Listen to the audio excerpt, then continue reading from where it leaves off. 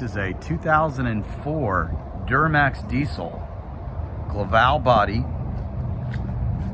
32-foot shuttle bus.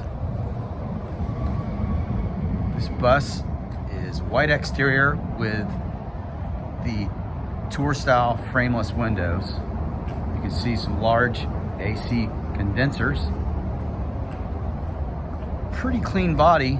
There's a couple of corrosion spots that could be taken care of, but otherwise pretty straight. On the interior, cloth seats, armrest,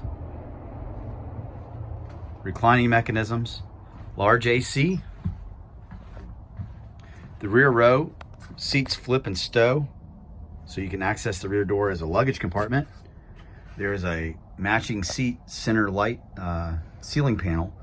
That's a nice touch. See video monitors.